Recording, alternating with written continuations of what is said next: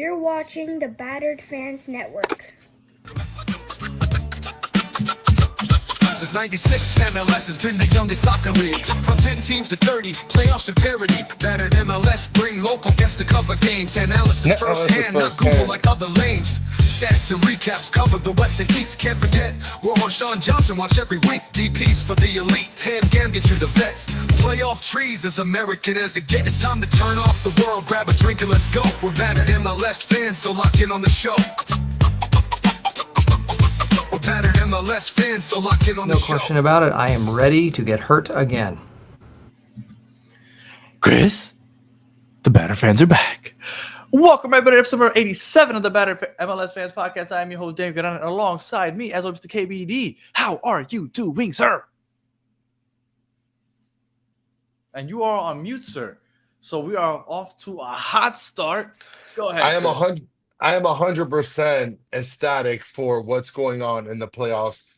I love game threes. Ooh, Literally the two best words in sports. Game 3. Yes. And we are talking East Coast today. And in the East Coast, we ended up with 3 of the 4 series going to a decisive game number 3 this weekend, which should be fun. So I guess we could talk about real quickly the Chicago-Philadelphia series before we move on to the game 3s, because that series was, it started and ended before you could blink your eyes. Chris, any thoughts on your favorite team, Philly? Because everybody knows that is your favorite team because you like their stupid song. That's my second favorite MLS team. Yes, I love their song. I feel like there's nothing better than the Dupe song to rally the troops. There's plenty of better. I can give you like 3 Inter Miami songs that are better. Okay, so moving forward, I feel really bad for Chicago. I think that the Berhalter hate is like way too toxic. And I feel like Berhalter did a great job with Chicago. And the fact that they were able to get into the playoffs says a lot to me. And they're a team to be feared next year, Danny. Look, I get it, right? They had missed the playoffs like for the last 200 years. Like, I know that they had missed the playoffs a lot, but they got in as the 9th seed or the 8th seed? Like, they were one of the last seeds. They barely got in. And I felt like the roster that he has right now maybe should have done a little better, because they got Bamba, they had Kuipers, they had Sinkernagel, which ended up being a baller. They had Gutierrez. They had your boy Joe Brady, or Joe Dirt, as we like to call him. No, but Brady didn't play this last game. I know. I'm talking about the season in general, because you said that Berhalter did an amazing job. Yes. I'm telling you, I think that he had quite the team, and I think that maybe they should have done a little better. I was actually a little disappointed at how poorly they did this year.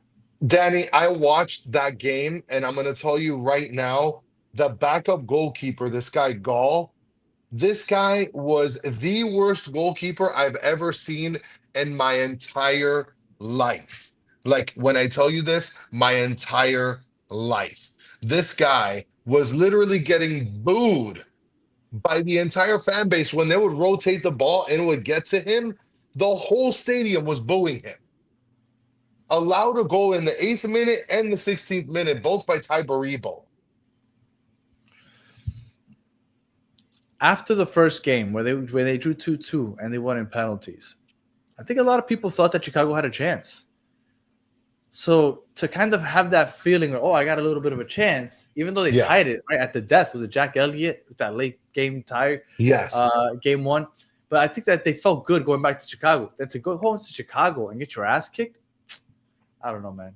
If Brady would have played that game, I'll tell you one thing, it would have gone a whole different way. That goalkeeper was the worst I've ever seen. He literally probably went home to cry in his bed 48 hours straight. I'm not even exaggerating. Yeah. Well, somebody just said about the chance. Now, I think we've had this conversation about this chant in the past. Pedri, cut it out, please. Like, that's the last time. So we had this conversation about these chants. I think it was San Diego, maybe, where they were saying that chant that they had in Chicago, and I wasn't aware that people found it so offensive, maybe it's because I've become accustomed to it in South America Yes. that I didn't think it was that bad. And and like I get it, right? And my look, I Chris, think Central that American, I Mhm. think that that word is meant a different way than in the Caribbean or in South America. Isn't I it just feel like like, bitch? well, that's how people in the Caribbean and South America mostly interpret that word.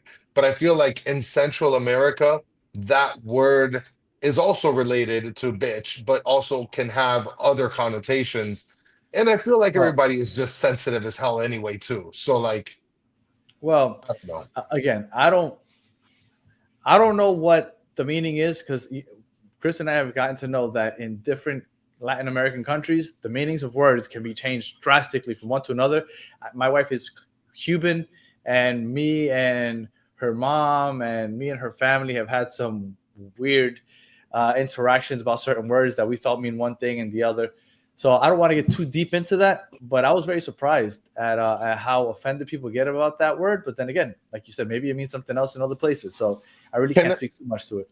can I read you what Google told me, or are we stepping a little bit too far with that? I go for it.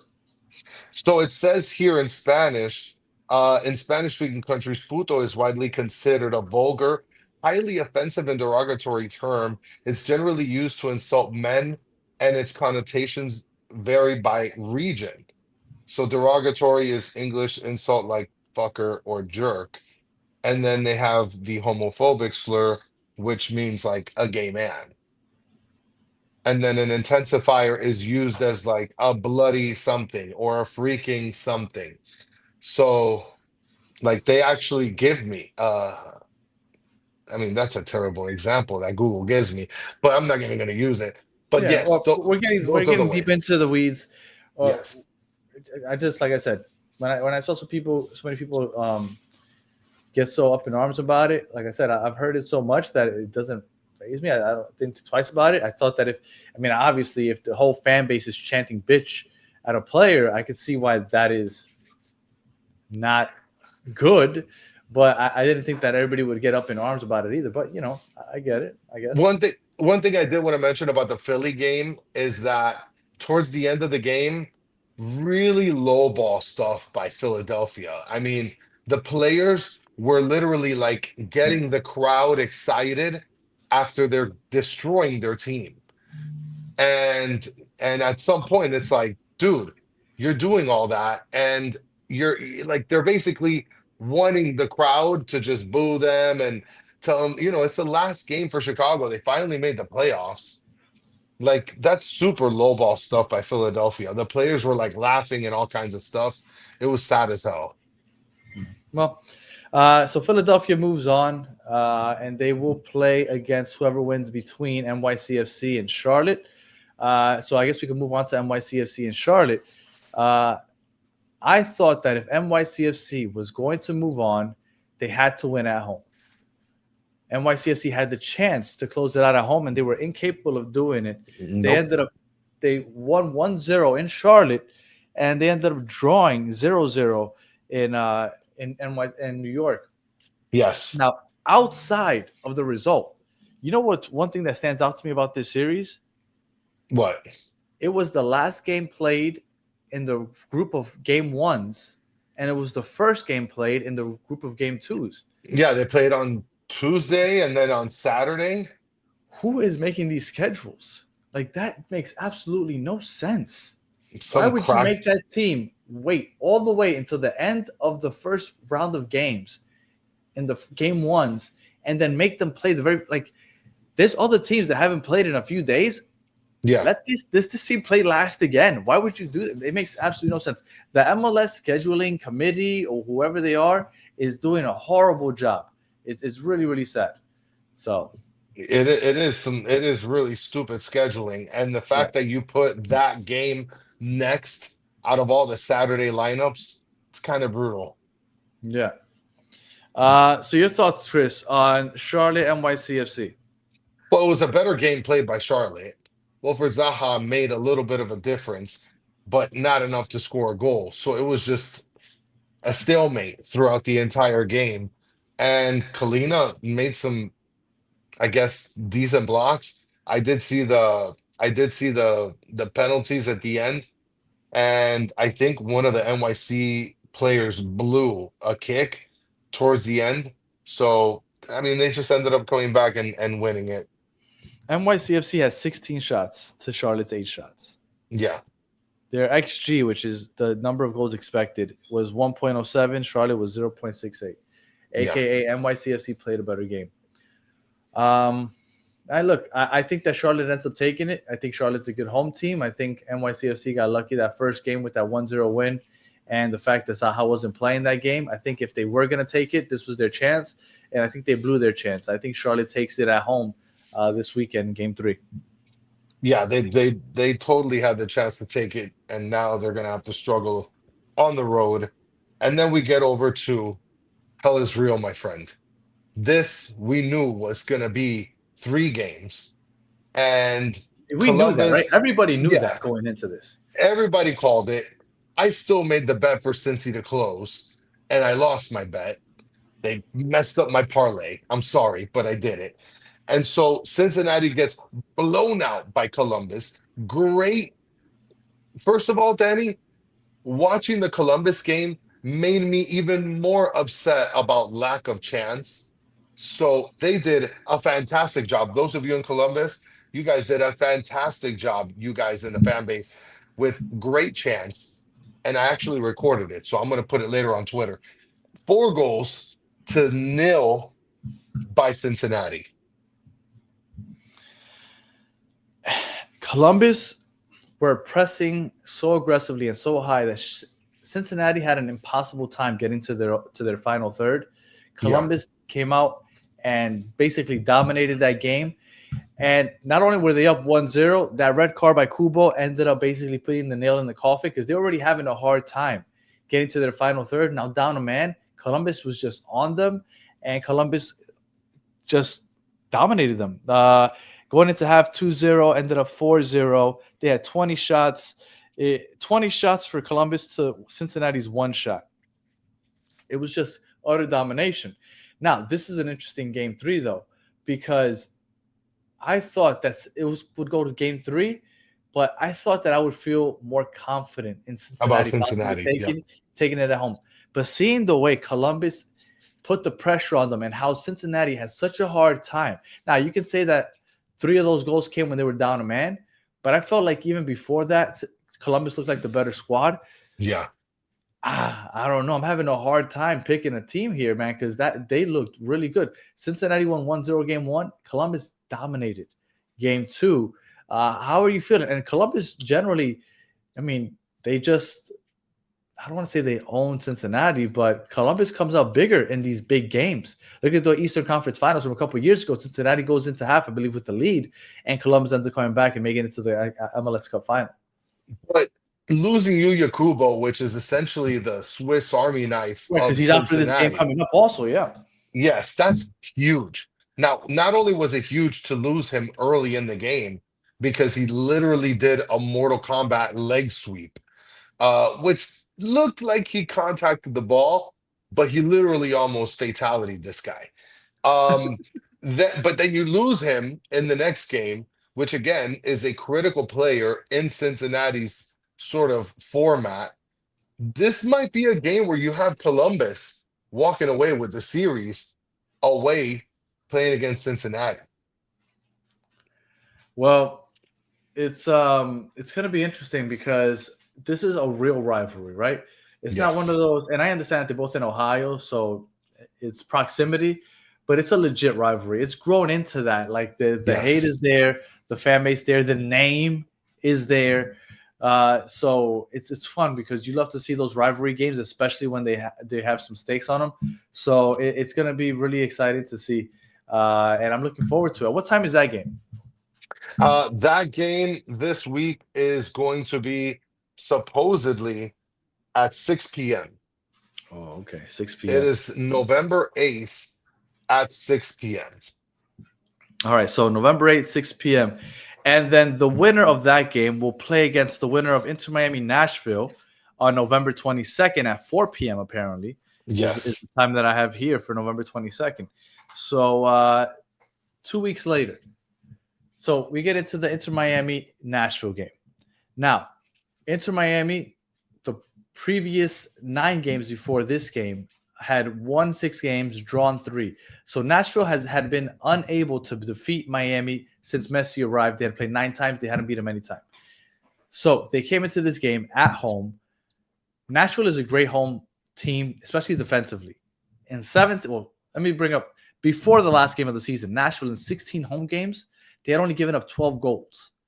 Now, obviously, gave up 4 against Miami that last game. But before that, they were almost unstoppable. You cannot score on them at home. And that showed again this week.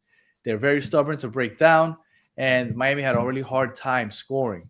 And they scored off of a PK, which they played the long ball, which you could always beat Miami over the top. Rocco did a poor job playing that ball and getting out. He hesitated. And then off of almost like a broken corner kick where the ball just kind of landed in front of Bauer and he kicked it in. And again, it's a little Messi magic is the only thing that they kind of had to count on. He scored that 1 goal. Your thoughts on Nashville, Miami? So I'm going to mention something by Stancy. I am huge on this. So I don't think I said supposedly. I know it's supposedly, and I make it a clear definition that I have to say it that way. But moving on. Maybe I did. I don't know. Who knows? But I guess we do an Inter Miami show. So I don't want to give too much of an Inter Miami perspective.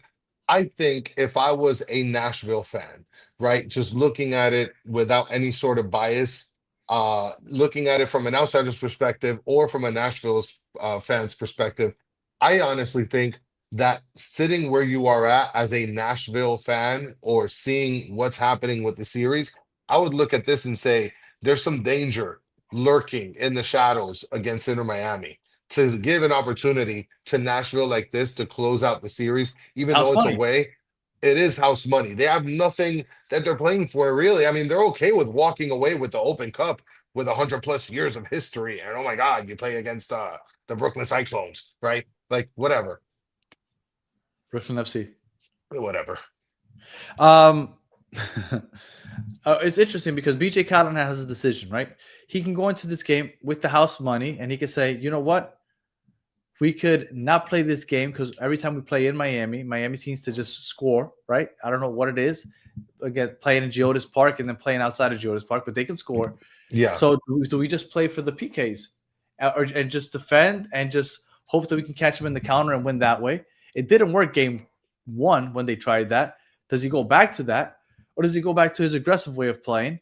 But that opens yourself up to a little more Messi magic. So it's going to be really interesting to see what BJ Callahan does because whatever he does, he's playing with house money. So he can experiment. They won their first trophy ever this season. Yeah. If they win, you feel amazing because just a cherry on top of the season, you keep going. And if you lose, you push this team to 3 already, right? Like everybody's favorite Nashville fan on Twitter, Denzel, he had a post right after game 1 where he said, you know what, don't jump like, and I'm paraphrasing, be proud of your team. We just ran into Miami, which is on another level. This was destined to happen. We still had a good season. Nashville fans, well, that's it. They had accepted the loss already after game 1. So you pushed them to game 3. You're already feeling proud of your team. So no matter what happens to Nashville, this game, their fan bases, we got a trophy. We pushed Miami to 3 games. We feel really good about next season. So it's as house money as it gets. Experiment. Try something new. Get aggressive. Press Miami. Do whatever. It's going to be interesting to see what BJ Callahan does. I just know that if a Nashville fan watches this game and if Inter Miami loses to Nashville fans are going to think we're going all the way, right? Like there's no way they're going to restrict themselves at that point. They're not going to be like, oh, we beat Inter Miami. Like that's fine. No. If you beat Miami, at least Eastern Conference Finals. At least. Yeah, we're going all the way. All right. So before the final thoughts, Chris, who do you think matches up better against Philly? NYCFC or Charlotte? Remember, I think the game will be in Philly. I think NYCFC would probably match a little bit better against Philadelphia. I agree. Now, I wish I had the time to look up to see how both teams have fared against them. I haven't, so I'm not even going to try. But I agree. I think that NYCFC would be a better team to play against Philly. All right, and then Well, the as last far two as times that they played, Mhm. Philadelphia beat New York City 1-0 October 4th, and then New York beat Philadelphia 1-0 on April 12th. in New York, Yes, I believe so. because Hold on, let me see that. playing in New York, they always have that advantage. So Philadelphia beat Charlotte 2-1. That was at City Field. Yeah, and then Philadelphia beat Charlotte 2-1 earlier this season. The second time they played, and the first time they played, I can't find it. Well, Well, I'm well, looking, Philadelphia.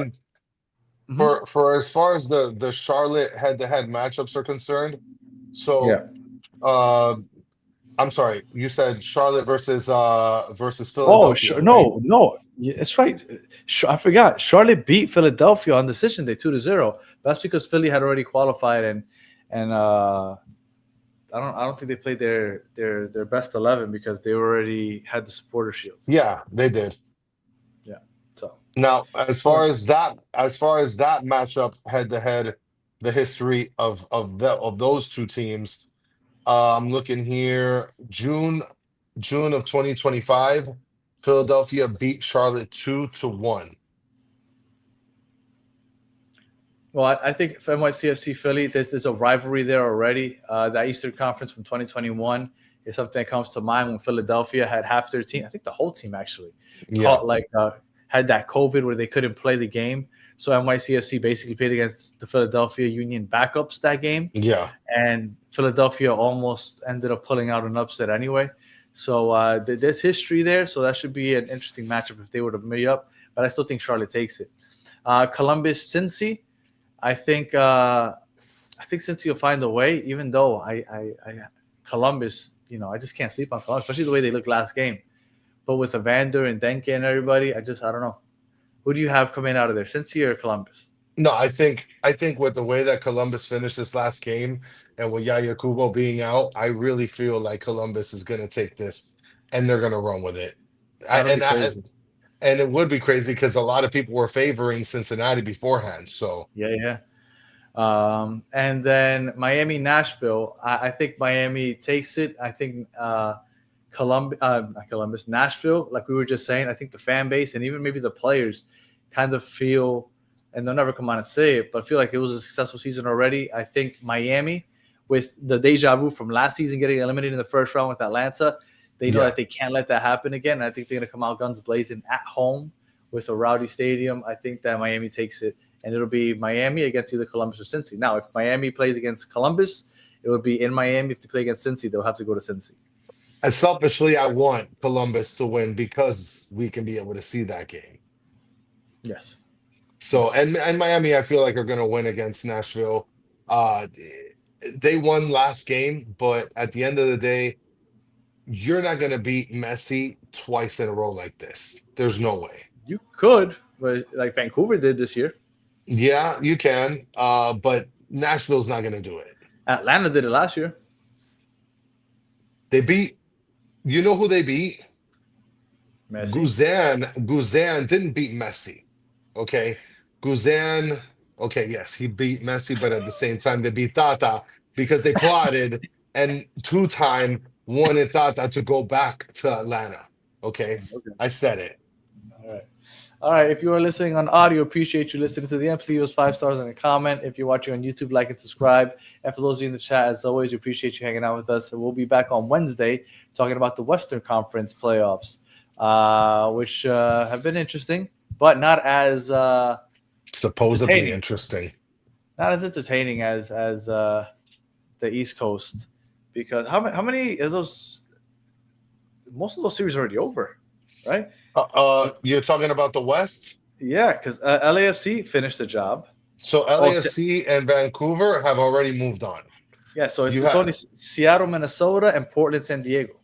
yes. Yeah. So we're gonna have to talk about those two doozies because we got CJ Dos Santos for San Diego out with a full-blown concussion. So that should be interesting. All right. So again, appreciate you guys hanging out with us. And Yes. if Las anybody likes to Gatas. talk Spanish, Las Gatas is coming up. So until the next one, have a good one.